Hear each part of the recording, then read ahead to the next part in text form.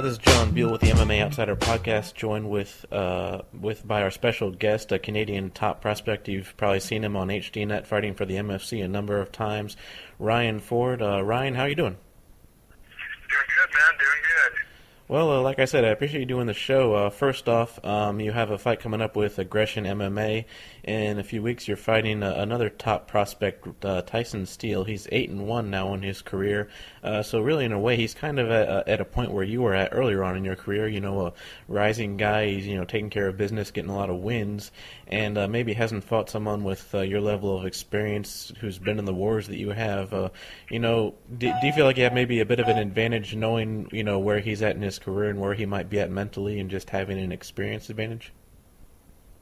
Yeah, he's a tough kid. I know he's going to come and bring it. He hasn't fought anybody on, the level of a fighter that I am, or, anybody that I've fought. So, I see me having an advantage over him, but, number one rule is never underestimate your opponent, and that's not what I'm going to do. I'm going to go in there and put it on like I do every fight.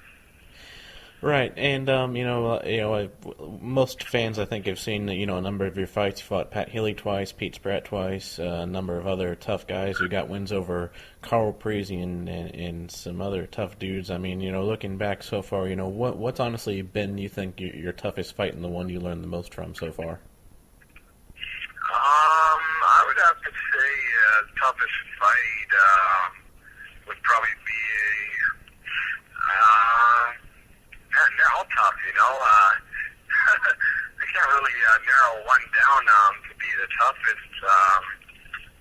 All my fights have been tough. It's just, the ones that I've won, I believe that I put the work in, and the ones that I've lost, I've had other things going on my mind before the fight and stuff that probably I wasn't mentally focused for. Right. Now, of course, you mentioned stuff that's going outside the cage. I mean, you fought in MFC a long time, and it had its ups and downs. At one point, certainly you were always one of their top guys. But at one point, there was a bit of a contract dispute. It went public a bit. Did that bother you at all? And what allowed you and the promoters there to kind of move past that and get back into fighting? Yeah, obviously, when you're going into a fight, the main focus and the thing on your mind should only be the fight. And obviously it doesn't always happen that way. Other things get you off track, and I'm focused on one thing, and you got to keep your mind on a bunch of other things that are going on. But I think I've grown as a fighter now to realize that not let the little things bug you. Just focus on the main thing, and that's your opponent and who you're fighting. Right, now you're coming off of a tough loss against Dave Hewlett. He's a very experienced guy himself. You mentioned that some of your losses you haven't been able to put the work in. Do you think that's what happened there, or did you just get caught having a bad day? Talk about that fight and what happened. Yeah, I'm not going to discredit Dave Hewlett, at all for that, for his win. He caught me off guard. I did have a few things going through my head before I stepped into that fight.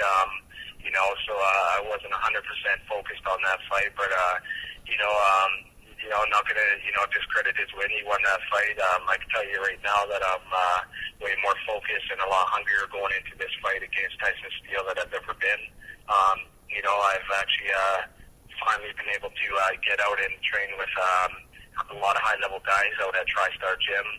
As head coach for us, the hobby, helping me out, and all the guys down there, Rory McDonald, Dave Loazzo, Cajun Johnson, Eric O'Keefe, another coach there, being able to help me out and get my game right. And I'll tell you right now, I'm a lot different Ryan Ford than I've ever been in any of my fights. Yeah, it's interesting you mentioned TriStar. I mean, they're really making a big name for themselves now, I think, with all the, work that they've been able to put in with a lot of growing fighters, whether it's GSP or you mentioned Rory McDonald. He's looked like a beast. I know Firas is becoming one of the big names in MMA training. It's a team effort, but what's it like training with him and learning from all the guys at that gym? And, what do you think it is that makes that gym so tough and able to produce such good and also very focused fighters? Just the work ethic that they put in, and the knowledge that Faraz brings to the MMA game. It really opened up my eyes the first time I went out there for the first 5 weeks. To understand what it's like to be training with high level athletes. Every day in the gym. From where I've been just bouncing around gym to gym to gym to get good training partners, good sparring partners, and all that. So now I'm at home basis, TriStar Gym.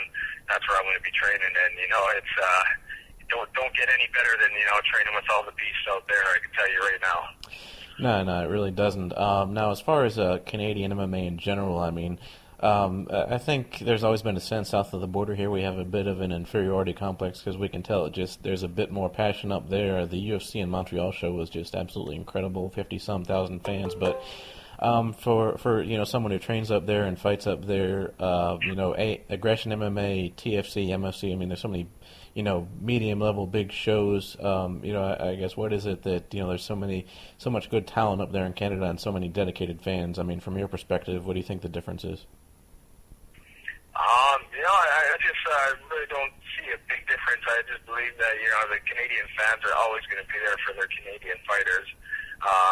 Big difference about training is there's a lot of fighters here in Canada that need to be at the right camp, with the amount of high-level athletes that, that one gym can bring. A lot of fighters in Canada are all spread out all over the place, and, they get into a little bit of gym politics and stuff where, they can't train at this gym because they train here and this and that.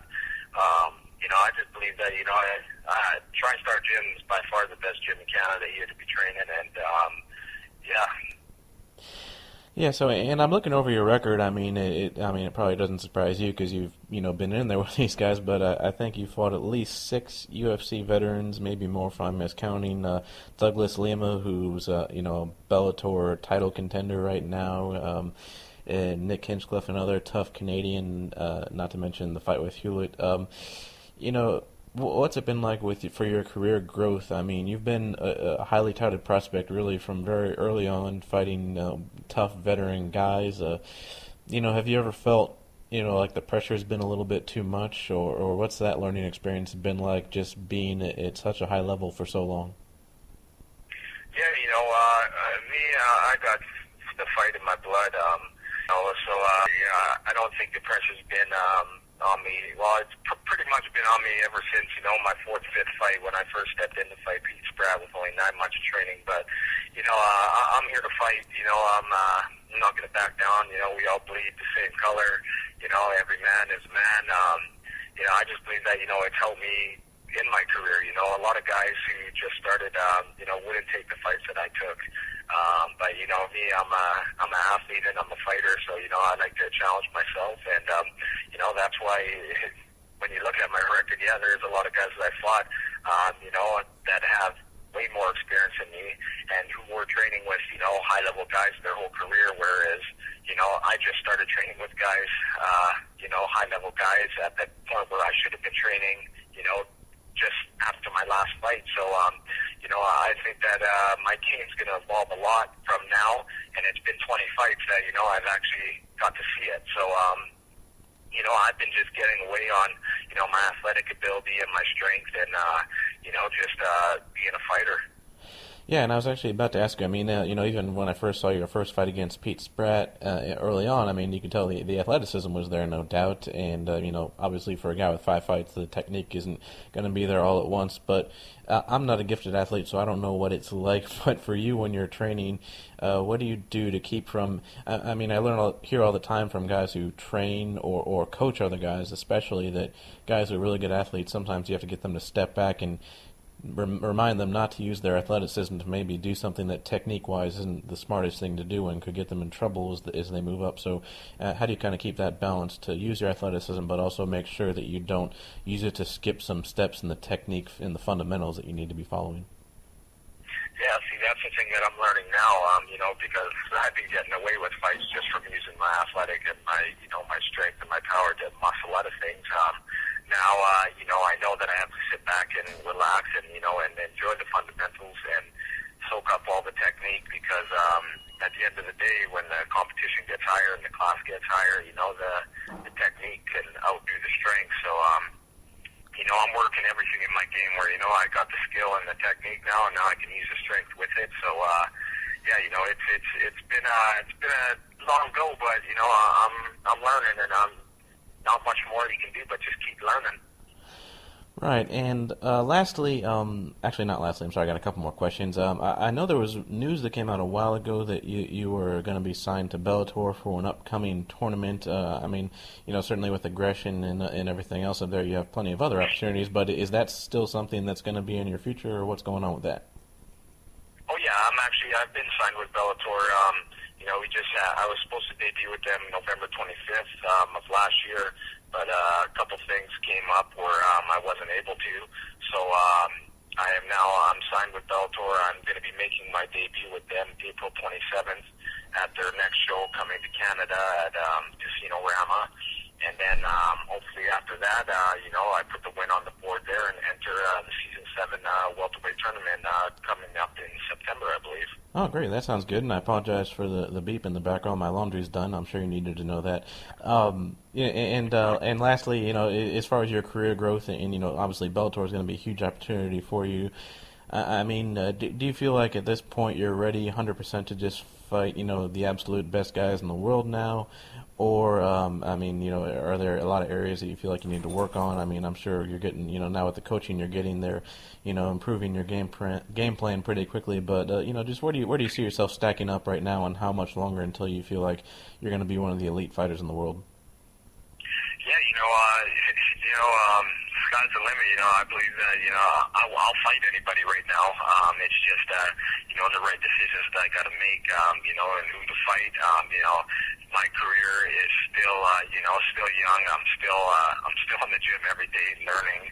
And, you know, now that I'm surrounded myself with a good camp at TriStar, you know, I believe, you know, putting in the next few camps there, I'll be able to fight whoever they put in front of me and win. Right, definitely. Well, like I said, I appreciate the time. Before we end this interview, any shout-outs, sponsors, thank yous you'd like to mention before we finish things up? Yeah, I just want to thank all the guys down at TriStar for helping me get ready for this fight against Tyson Steele. Thank you, Aggression, for you know, having me on their card. You know, and all my sponsors, Headrush, Kia West Edmonton, Famous Stars and Straps. Want to thank Jason House from Iridium Sports Agency. He's been helping me get my sponsors, and you know, any other sponsors out there that I missed, you know who you are, and yeah, I'm gonna be putting it on 2012, the real deal. All right, great. Well, Ryan, the Real Deal Forward, once again, thank you very much. You'll be fighting Tyson Steele February 11th at Aggression MMA up in Edmonton, Alberta, Canada, and we'll look for you in Bellator in April, so very much looking forward to that. Thanks again, and we'd love to have you on the show anytime, so anytime you want to call us up, just feel free. But thank you for your time. Appreciate it. All right, thank you for having me. All right, have a good one. Bye.